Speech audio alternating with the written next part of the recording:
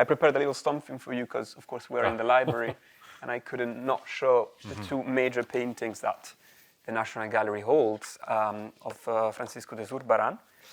Yes. Here you are, the St. Margaret, here on the right, and then the St. Francis here. Was this one that St. Francis showed?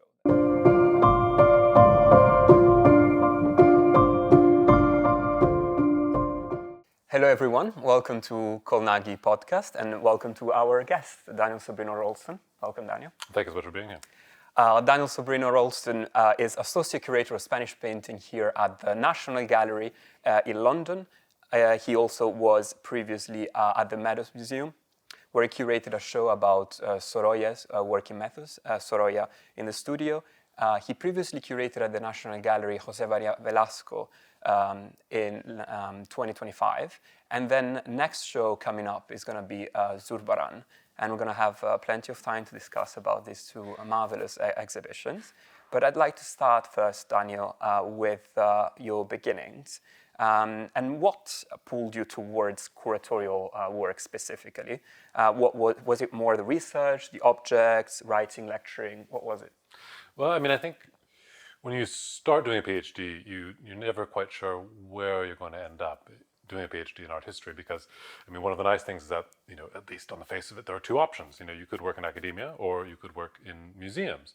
And when I started out, I wasn't decided on a curatorial path for certain, but it was really after I did my fellowship at the Meadows, which you mentioned in 2018, that I began to really consider it very seriously, because I think, as you say, what you get to do as a curator that you don't always get to do as an academic is to deal with all kinds of problems, all kinds of people and problems together, usually. And I think being able to do that, also to deal with real objects and to interact with a really broad public. And I think that was, for me, one of the main draws in working in museums. You get to do art history, you get to do a lot of serious scholarly work, but you also have the obligation and the pleasure of communicating that to a much bigger audience than you might working in a university context. So I think that was some of what led me into museums in the beginning, but it really started during the PhD and with that fellowship at the Meadows. And speaking of your PhD, your dissertation on Mariano Fortuny, how did that inform your curatorial eye today? And Well, I began the PhD knowing that I wanted to work on 19th century Spain. I hadn't really been certain exactly what area of that, but as I took more courses, especially on the 19th century, of course, during a PhD in the US, you take a couple of years of sort of seminar work in which you get to explore different kinds of topics. And so working with my advisor, Anne Igone at Columbia, it came to seem to me that there was this sort of gap in our understanding of 19th century Spanish art and painting in particular. Because, of course, Manet, the French modern painter, is the person through whom we often begin to encounter Velázquez, Goya, Murillo, all these great painters of the 17th century in Spain. And I was really intrigued how it was that Spanish artists at the same time were negotiating their interactions with the sort of major painters of their own national past. These Spanish painters, including Mariano Fortuny, Raimundo de Madrazo, and a group of painters around them, including Martin Rico and others, are all working in Paris in the 1860s and 1870s, and especially Fortuny, to great critical and commercial success. And so they are quite aware of what Manet is doing, and within some of their correspondence, and especially Martin Rico's memoir, you get a sense of how much they were sort of intrigued by what Manet was doing. So, this interesting French painter who's not really like us in terms of how we paint, but he's trying to interact with the great masters of the Spanish tradition, like Velázquez and Goya. And Baudelaire, writing about Manet, says that he is a Velázquez of the boulevards. And you can imagine for Spanish painters in Paris at the same time, they're saying, well, hang on a second, that's sort of my thing. That's what I do. And so the dissertation was really trying to engage with French and Spanish painting in the 1860s and 1870s, and to think about how Fortuny and the Spanish painters were trying to set themselves up as the really authentic inheritors, in their view, of the Spanish tradition. So all of that, I think, has really informed not only my work at the National Gallery, but also at the Meadows beforehand, thinking about 19th century painting in Spain, but also, of course, going back to the 17th century and understanding how it is that tradition changed over time, how it's been interpreted. And I think one of the takeaways for me out of the PhD that has really served me very well working in museum context is that it's really important to understand the things that aren't necessarily canonical. It's important to understand things beyond Manet. It's important to understand other painters working in that period. And that applies really to any period you're working on. Of course, there are the big names that most people could come up with. But I think we really need to understand, both in an exhibition but also in a scholarly context, the work around these different painters that we think of as sort of the major names of their period. And so working, for example, on my show with Dexter Dahlwood on Jose Maria Velasco gave a new way of thinking about landscape painting in the 19th century that drew on, I think, the kind of work that I had done during my PhD. Perfect. And we were talking about Spanish modern art, and there's an artist that, of course, Colnaghi loves, particularly, that was sold through the years to also public institutions, and that is Sorolla. Is a very interesting artist because he kind of resists the categorization into impressionist. He went his own way, and I find that particularly interesting. And you worked on Sorolla, of course, at the Meadows, we said. And how was your encounter, your close encounter with his paintings? What did you most like about him? One of the things, of course, that I think Sorolla is so appealing, right? Yeah. Sorolla is he's not quite impressionist, but he gives you that sense of sort of light and ease in the way that he paints. But the small exhibition that I worked on at the Meadows, was lucky enough to have the opportunity to do as a fellow, really dealt with his preparatory drawings and their relationship to certain paintings in the Meadows collection.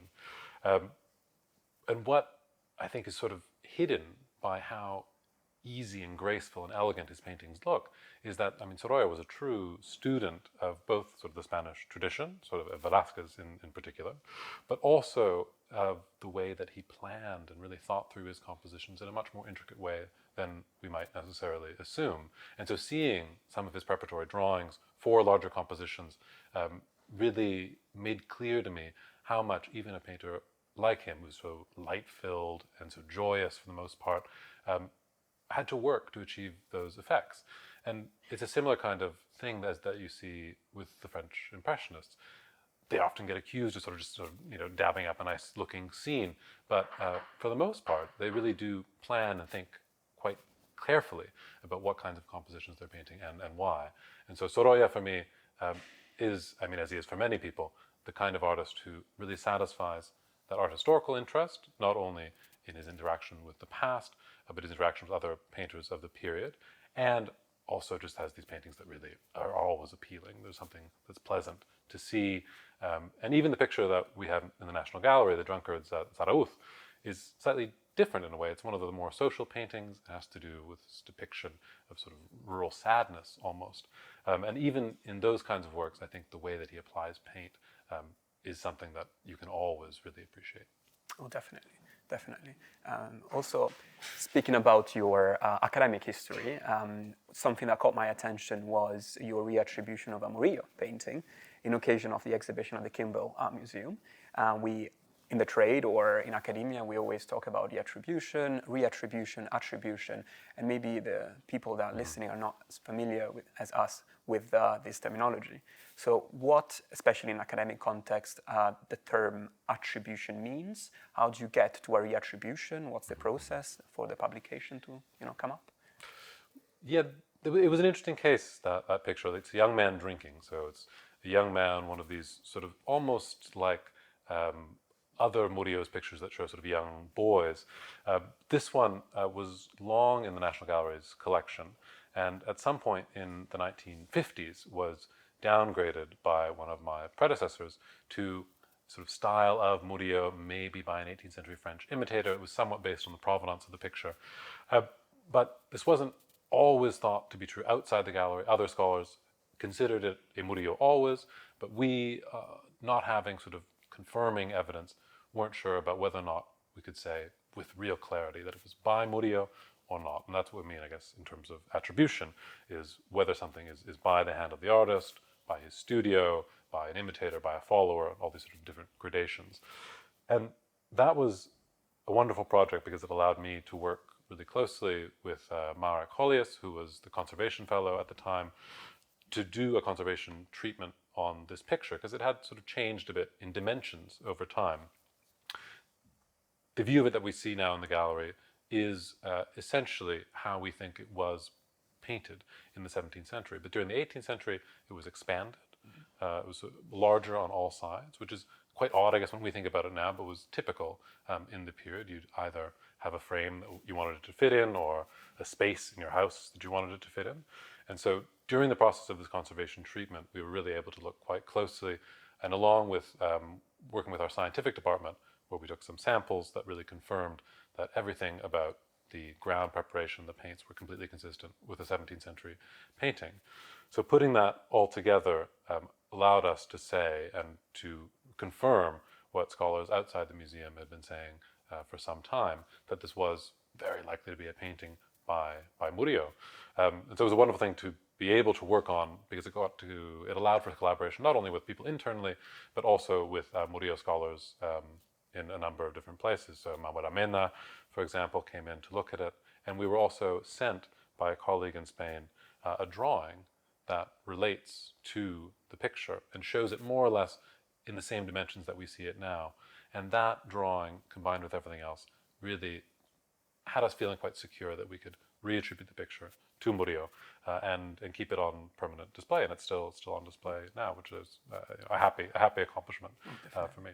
Yeah, how exciting. And we invite everybody to go and see the Murillo, because it's a stunning work. Next one is a bit of a silly question, but I think people would like to know what a typical week at the National Gallery would look like. You know, you see this place from the outside, but what happens in the inside, what happens in your role? I guess it depends, but I'll let you reply to this. No, I mean, we started off saying that the role of the curator encompasses all kinds of things. Some things more mundane, and some things a bit more exciting. But as always, like in any job, I think like the mundane details are really the things that we spend most of our time on. So, for example, this week we're preparing the Zobran exhibition. The catalog has gone to print, but now we're finalizing the interpretation, the wall text, all the labels. And so some of the work that I've been doing with my co-curator on the exhibition, Francesca Whitlam Cooper, has been to go into sort of, I think, the third round of edits on all of the wall texts, and sort of to look quite closely at them again. And every time you go in to look at wall text again, you realize there's something that's not said quite right, or that should be put in a slightly different way. So that's something that we end up doing in the lead up to exhibitions. We're also dealing with external scholars. So I have a scholar from France who's written in recently about a picture that's usually not on view, an early painting attributed to a Valencian artist of the Virgin. And she's interested in knowing a bit more what's in our conservation dossiers and in our curatorial files that has led us to suggest the attribution and dating that we have. So I've been working on some of that in the library to get that information for her. And then there's also all kinds of patrons events. They're all sort of, you're pulled in many directions as the curator. And as I'm sure you know, one of the things that we do now a lot, that we're doing here, is doing some video recording, which is another increasingly essential part of the curatorial role. So there'll be some exhibition films for Zobran that are coming up, as well as a video tour of Zobran, in addition to some audio recordings that we're doing, as well as the audio guide. So all of these things have happened, in various ways, really across the past sort of 3 or 4 days. I think it gives you a sense of some of the scope of what we do. And then, of course, there's always the scholarly side of the work, the real work in a way. And I wrote an essay, of course, for our Zobran catalog, and I'm contributing an essay to the Louvre version of the show. So the Louvre will have its own catalog, and I'm writing that now as much as I can during the day, but often evenings and weekends, which is the only time left for these things. So you get a sense of how many things one does during any single week. Absolutely. And in terms of collaboration of your department, Spanish painting, with other departments, I'm thinking, conservations, learning, interpretation, publications. Yeah. I guess that's a big part as well, dialogue with other departments. And how does it practically happen in this case, for example, for a new exhibition coming up? Well, especially with a major exhibition like Zobran, there are people in the gallery in all departments that have a stake in the show, that are interested in presenting it in the best way possible and achieving the most exposure that we can for this exhibition. So I mean, this goes from dealing with our colleagues in retail in the shop. So there's some suggestions of what we should have in the shop or what books would be appropriate to tie in with it. And then there's a really important component, especially with exhibitions, is dealing with our learning team, who are experts in putting together a program of cultural events, of talks, of lectures that will correspond with the exhibition and add something new to it for different kinds of audiences. So in an exhibition, those are some of the major things that you deal with. We, of course, also have our development team, very important to us, and they are key in securing the funding that allows us to put on these major international loan exhibitions. So working with all of them as part of the exhibition process, and then in the more sort of day-to-day curatorial role, of course, we interact very closely with our colleagues in conservation, led by Larry Keith.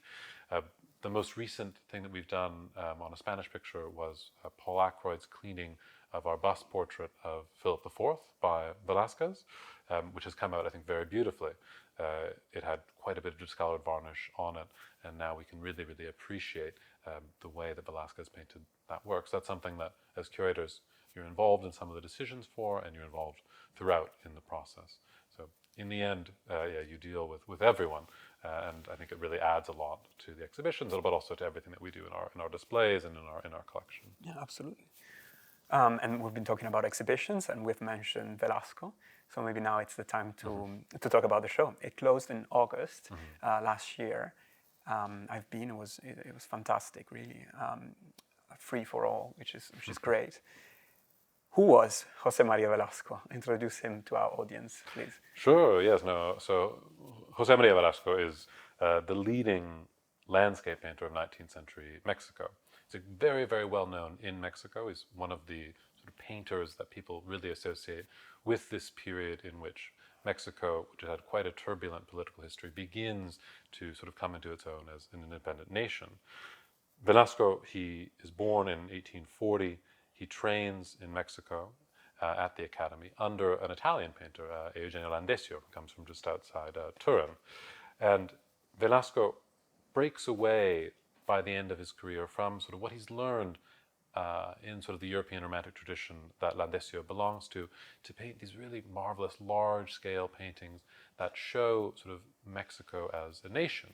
And one of the intriguing things about Velasco is that not only does he really represent sort of the Mexican landscape, but he's showing us Mexico in a time of this great industrial change in which new factories, railroads, and all these things that we associate with sort of late 19th century modernity are really arriving in Mexico. And the way that Velasco links that to not only recent history, but also to the past of before the Hispanic conquest in the 15th century, allows us to understand how it is that he's not just depicting sort of the landscape as it is, but what's really interesting about Velasco is that unlike American painters from the United States in the same time period, he's not showing us sort of an untouched wilderness, like you think of someone like Bierstadt or Frederick Edwin Church or Thomas Cole, who often show sort of the great American landscape as something that is wilderness. And for Velasco, in his paintings, what he shows us is that there's a much more profound sense of history that he's trying to show us in these pictures. They're not just things that represent sort of the nation, but the things that show that this is a nation and a landscape that has been affected and changed by generations and generations of people, both by sort of the viceregal rulers and Spanish and during Spanish rule, but also by indigenous Mexican communities that still had a presence, of course, and remain important to this day in Mexico. So I think Velasco is intriguing in that way. These are very serene, large-scale paintings that tell us a lot if you're willing to look closely. Yeah, no, you actually anticipated one of my questions, because it's quite interesting to see how these elements blend into the landscape, from archaeology to modernization of the landscape itself. And he was categorized, rightfully so, as the national painter of Mexico by depicting it in this truthful manner. And I guess the challenge would be to explain that to a British public, or mainly British public at the National Gallery. How did that go with the interpretation and curatorial perspectives? Well, I mean, it's interesting, certainly because in North America and in the United States where I trained, there is, I think, a bit more sort of latent understanding of Latin American art and Latin American painting. But in the UK, this is still something that's a little bit sort of unknown. So introducing Velasco required us to show him to have sort of engaged with this European tradition in a way, but then importantly, to show how it is that he breaks away from that and how it is that his painting is quite different than what people might be accustomed to.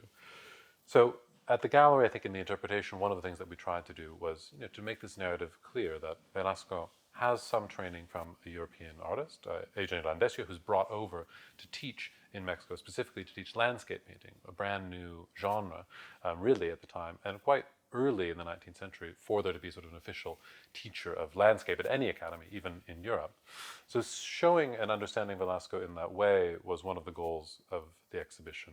And I was honored and privileged to be able to work with my co-curator on the exhibition, Dexter, who proposed the exhibition to us. And Dexter, as you may know, is a Turner Prize nominated painter himself. And so thinking about Velasco as an artist and understanding the way that his paintings work was something that we really got to arrive at through conversation. Working with Dexter was a real honor because of that. He really, I think, in different ways than art historians and curators generally do, he was able to discuss the way that Velasco sort of focuses his painting.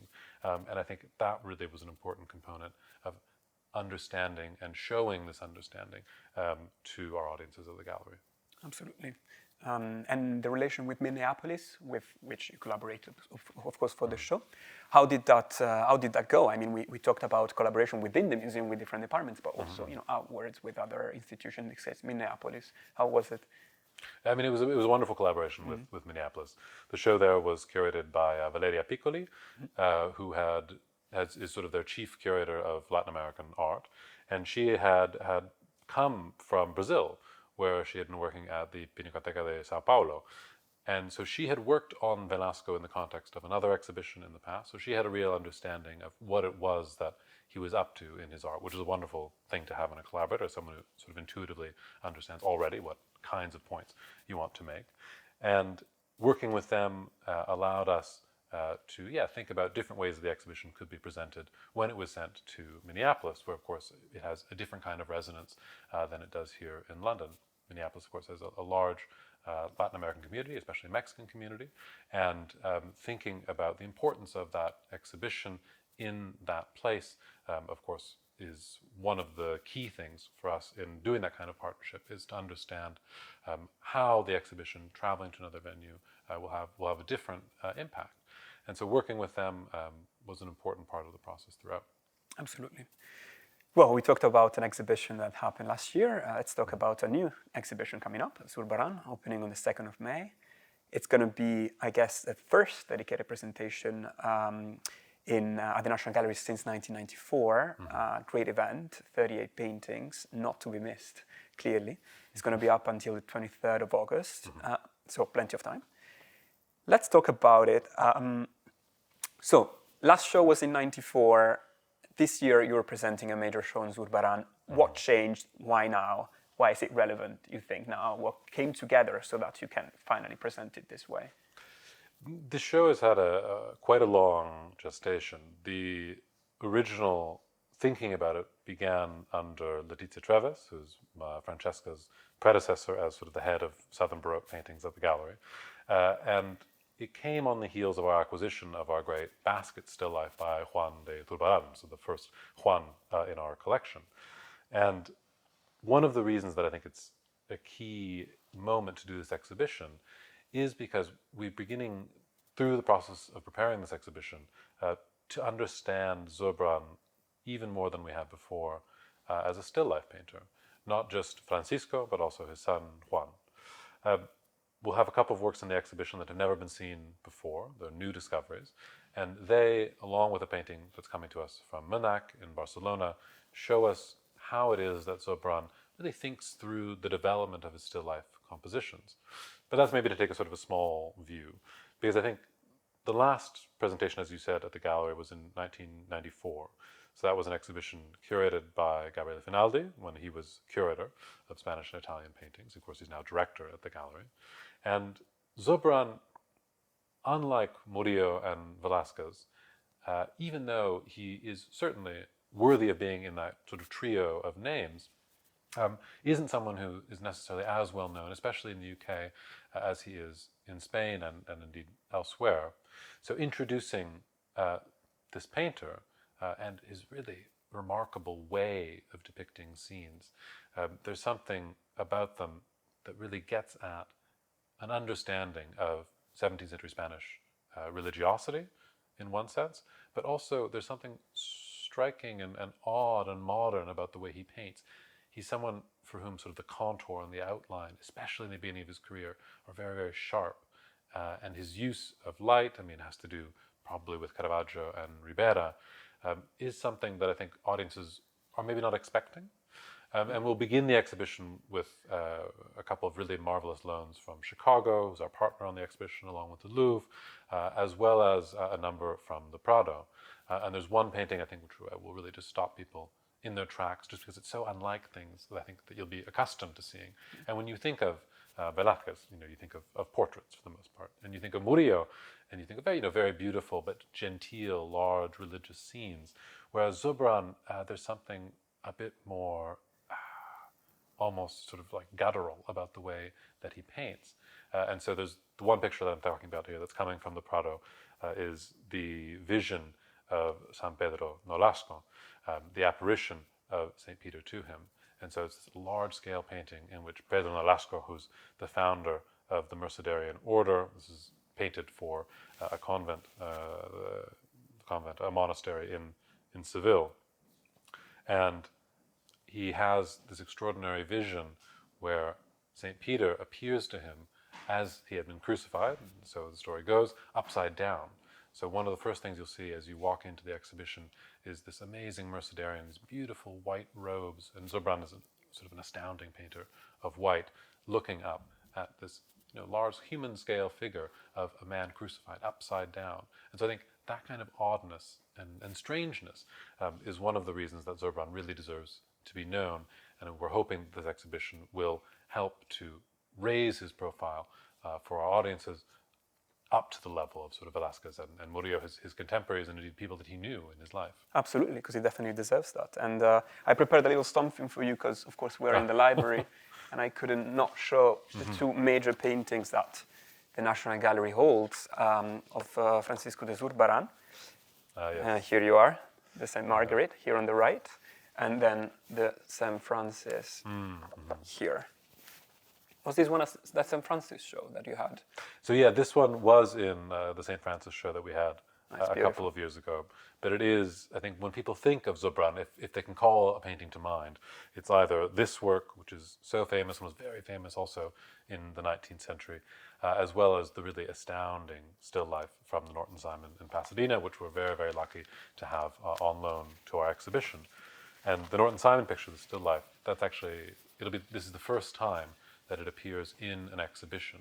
It's been lent very, very occasionally, but always sort of to sit on its own. And so to be able to see it in the context of Zobran's other still lifes and the still lifes of his son is a really amazing opportunity, I think. And hopefully will allow us to show what it is that's so particular about Zobran's austere but very, very beautiful still life paintings. Still life, these paintings are quite large, so there's a matter of scale and rhythm in organizing an exhibition. How is it going to be? It's going to be in sections, or are you going to alternate pictures? Yeah, you're right that it's compared to some of the other exhibitions that we do at the gallery, that any museum does, especially if you're dealing with 19th century things, like our most recent show, Radical Harmony. A lot of paintings, they're easel-sized paintings, right? Not necessarily large, but these big Baroque paintings that were made, especially in the case of Zurbarán, often for religious institutions, monasteries, churches, and other ecclesiastical bodies. These are large, large pictures that are meant to communicate. And thinking about how to organize those works in the Sainsbury Wing galleries, so our downstairs galleries, is one of the great sort of challenges, not only for us as curators, but also of our design team, who we've been working with, throughout the process to think about how it is to best display these large-scale works.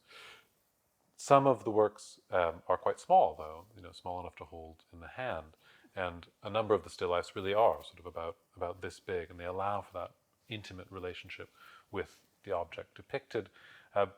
But in thinking about the rhythm of the exhibition, one of the real features for us was the attempt to reconstruct one tier of a 15-meter high altarpiece. So this is a work for the Cartuja in Jerez de la Frontera, so a Carthusian charter house. And this is a tremendous accomplishment for Zobran, one of the great moments in his career at the end of the 1630s, when he's really one of the most sought-after painters in all of Andalusia. And in reconstructing this tier of the altarpiece, that became one of the great challenges, thinking about how you're going to present these paintings, because the middle picture is about, with frame, 4 meters tall. So this is going to be something that fills almost the entire wall. And balancing that with these small works, as well as works that are of a middling size that are probably made for private devotion, was one of the key sort of interpretive challenges of the exhibition. So far in our thinking about the exhibition, the idea has been to move, especially from these works that are quite large, made often earlier in his career, to thinking about, especially toward the end of the career, smaller works that he makes for private devotion. So the scheme of the exhibition is roughly chronological. And one of the difficulties with Zobran is that often we don't know the dates. There's either no commissioning documents, few things are signed and dated. And so we'll progress roughly chronologically, going through some of his great single-figure saints, so including our St. Francis, as well as the really remarkable one coming to us from Lyon, moving into images that he paints on numerous occasions throughout his career, so the Virgin Mary, the Immaculate Conception, and crucifixions, to see how it is that his style in depicting the same subject changes quite considerably over his career. So all of these things, I think, will allow us, and I hope will allow our visitors, to get a sense of how it is that he begins as a painter, but by spacing out his works in a certain way through the exhibition space, we're hoping that you'll get a sense of his development as a painter, as well as the things that really remain consistent, which is his tremendous ability to convey the feel and fall of fabric. His father is a merchant who sometimes deals in textiles, and Zobran himself, near the end of his life when he's living in Madrid, we actually have a document that attests to him selling some civilian silk thread to sort of a merchant in Madrid. So you get the sense, even though we don't know that much about his biography in a lot of ways, that he was someone who had a real appreciation for textiles from early in his life. And you really see that throughout the career with the amazing ways that he paints real, but also invented fabrics. Well, definitely. You can really see the appreciation, the knowledge of textile and texture in his paintings. We mentioned still lifes. I cannot not mention these paintings that's floating above our heads. Luis Egidio Melendez, 18th century, also the son of a painter, but he dedicated his whole life to still lifes, and you guys have some marvelous ones at the National Gallery. We have an exhibition about still lifes in Madrid right now, Everyday Poetry, which we invite everybody passing by Madrid to go and visit. It's such a beautiful, beautiful genre, so meditative, so modern in a way. And yeah, this painting is quite marvelous. It was in the royal collection of the Bourbon of Spain. And yeah, just wanted to mention it en passant. No, worth saying. And we, as you say, we have 2 paintings by Melendez in our collection. And if we think of sort of Zobran and Juan de Zurbarán as some of the painters of the most iconic still lifes of 17th century Spain, then of course Melendez is the great sort of follower in the 18th century. Even though the way I think that he gets into all the detail is different, of course, than Zobran, but his capacity to show, and as in sort of the rolls of bread here that we see, is really, really impressive. Yeah, he definitely drew on this tradition, this Spanish tradition of still life. Right, I guess we ended up with all the questions, Zurbarán, that I was meant to ask you, and I have one final one that I always like to ask guests. What, if anything, most interesting thing that you've changed your mind about recently, and talking about maybe an artist, a period, a way of interpreting an image painting. Well, it's maybe not something I should admit, but so Francesca Whitlam Cooper, my boss who oversees the later Italian, Spanish, and French paintings, is a great scholar of 17th century French painting. This, for me, is an area that I find quite challenging, quite difficult. These are things that are more revered than loved, for me. But recently, and it sort of came on the back, there was an exhibition that Francesca did several years ago on Poussin and the dance. And I think that gave me the impetus to begin to see Poussin as someone who's actually quite fun, quite interesting. There's something to him that's not just sort of this classical sort of severity. And thinking about that recently, I gave a talk at the gallery where I talked about the portrait that we have by Philippe de Champaigne of Cardinal Richelieu, who this very august, statesman, but who collected works by Poussin quite oddly. And so looking closely at those works by Poussin and trying to square that with sort of this, Jupiterian personality allowed me, I think, to understand something about why it is that Poussin is worth looking at. So I think that for me, quite belated in a way, but an appreciation for Poussin. It doesn't come easily, but eventually it does. It came for me, at least. Yeah. Well, I guess in our job we always have to specialize because there's just so much. But the more one knows, the more one can appreciate and see actually in a painting, and that's actually something that we're trying to do with this podcast to, show the behind the scenes of the art world, so-called art world, try to share our everyday jobs, everyday lives, and I hope that will help people into getting into the understanding of these beautiful things that we are so lucky to deal with every day. So thank you very much, Daniel. It was very interesting for us and an honor to have you here. And thank you for everybody watching. I'll see you in the next episode of Colnaghi Talks. Thanks very much.